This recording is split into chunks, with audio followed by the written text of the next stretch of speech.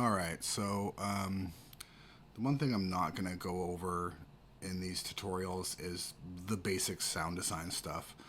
I think there's more than enough tutorials out there for that.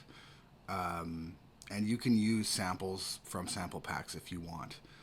At the end of the day, we're going to be processing these so much that they're not going to be the same sounds. That's kind of the whole idea of this. So you can use whatever samples you want. I don't care where you get them, and if anyone does, they're not worth talking to. So I am going to just use some samples that I've already made from my sample pack and start with those. So what we're going to need is sampler. So I have sampler here. We're going to go into the zone section and just open this up here, and we're going to find 127 samples. That's or 128. I'm sure you've heard of 128's, and within Ableton, that's what it's kind of limited to. That's because that's how many keys are on a keyboard. That's with all the octaves, it's 128. So we're going to go and grab 128 samples here. And I'm just going to get the first 128 that are here. We're going to click and drag them into this zone here, like so. And so you can use different keys, different notes. It doesn't matter. You can use whatever you want.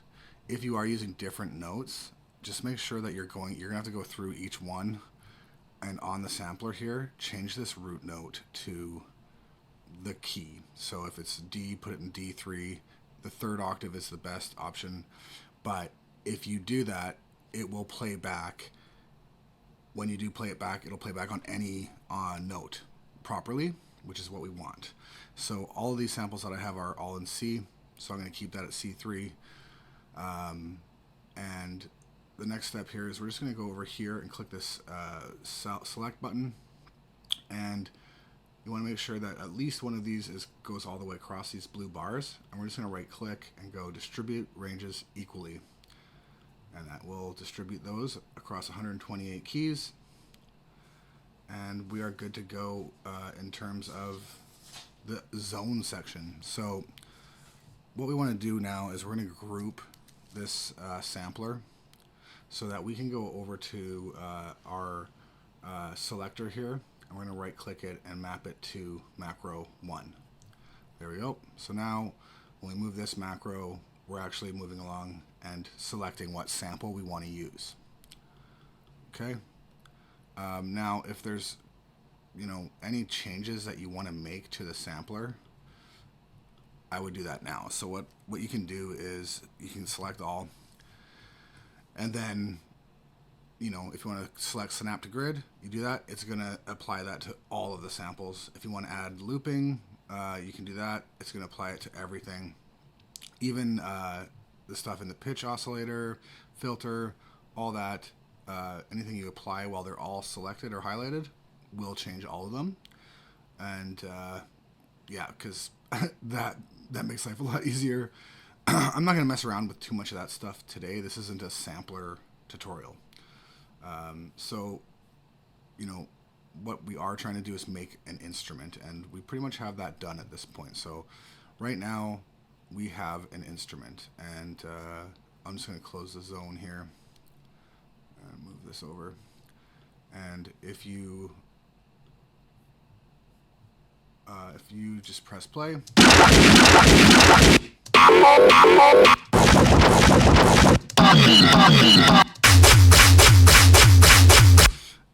so now every time you move that knob, you will get a new sample. As long as, so if the MIDI is playing, it won't change until the next MIDI note. So that's important to note. What I'm going to do is I'll go, and I'm just going to create a longer MIDI thing here. Actually, let's delete that. We'll create a new MIDI, and I'm just going to start. Let's start in D. I'm going to go with D1 and just go like this. kind of randomly putting these out.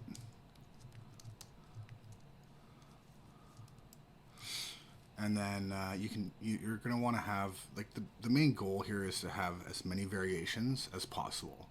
So I'm just going to fold this. Yeah, you want to have as many different variations as humanly possible. Like, so what I will do normally is I'll do something like this, and then I'll come in here and make them longer, make them shorter, whatever. But you'll get used to it, and you'll kind of figure out what works for you and what doesn't. And so for now, I'm just going to duplicate this. Okay, so now we have a bunch of notes. It had a bunch of different lengths and octaves and a bunch of different samples, right? So we are getting pretty close to being ready. So the next thing that I would like to do is, I don't want to go through and, you know, put in automation for this or change it on the fly. So what I'll do is I will add a LFO right here. And I'm just going to map that to my sample selector. I'm going to put that on random. And then I'm going to group this again. And I'm going to send the rate to the new macro. And just hit this map button. Oh, actually, right. Ableton won't let us map that for whatever reason. We can't use the map options. But if you group it again and you send it to another macro, you can. I don't know why, but that's the way it is. So what I'll do here is I usually like to set this from 1/4 and up, and maybe go to, let's go to yeah, 1. 1 is probably the most you want to go.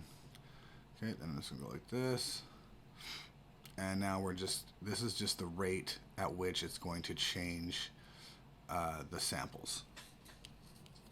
So again, keep in mind it has to abide to the MIDI. So if it's in between, if it's during this MIDI note that it changes, it's going to wait until that MIDI note is done to change the sample.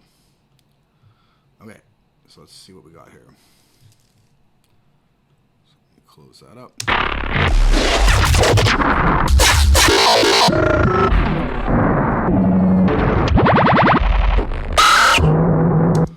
Okay, cool. So you can kind of see where we're going with this.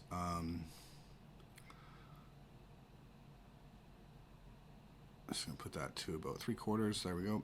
So now we have this little instrument here, and it's a sample playing machine. If you wanted to use more than 128 samples, that's definitely possible. What you do is you just open this up, and we're gonna go back into here.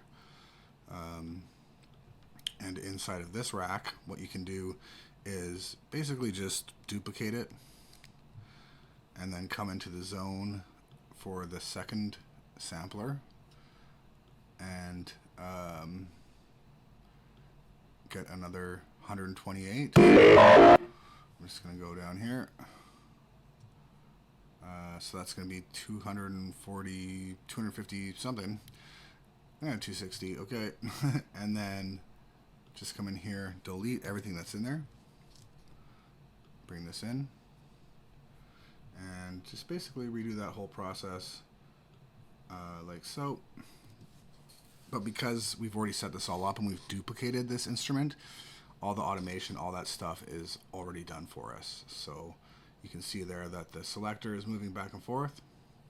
And all you'll need to do is go to the chain of this group, move this all the way across, distribute ranges equally, and then now assign this macro, or assign this selector to a macro. Okay. So we've got it here on this chain selector. I'm just going to move it up to the next set of macros up here so that I can close that up. Go like so. Oops. Actually, you know what? I'm not going to do that. What I'm going to do is we're going to go back into here where we have this. Yeah, right here is perfect actually. So we're going to apply this to macro 2. We're going to duplicate our LFO that we have here, and we're going to map it to this chain selector. There we go. So now it's just going to go between the two at random, and our rate is also good, so that's good. So we're going to go like that, close that up. So now we have, you know, close to 300 samples that we can work through here. And that's going to just, we have one knob to worry about, which makes life a lot easier. So the next step is I will just usually copy this MIDI out quite a bit. So we have, yeah, 2 minutes is good. That's a lot. And, you know, so, you know, one thing that I like to do is I will create a duplicate here. So I have a bunch of these sounds. They sound good. I've actually made these sounds like, so, you know, this is a jumping off point, but it's also a bunch of samples that we're going to want. So let's duplicate that. And for this one, I'm going to freeze and flatten. Okay, so now we have a bunch of samples here that we can chop up. But I'm going to just change the color of the channel and save that for later. So the next step, which I'm going to do in a different video, will be starting to add effects. And so that's going to be, you know, a lot of fun and can be a lot of headache as well at the same time, but that'll be for the next video. And yeah, so I hope you guys are enjoying so far, and if so, let me know. Like the videos, subscribe, all that good shit. Otherwise, peace out.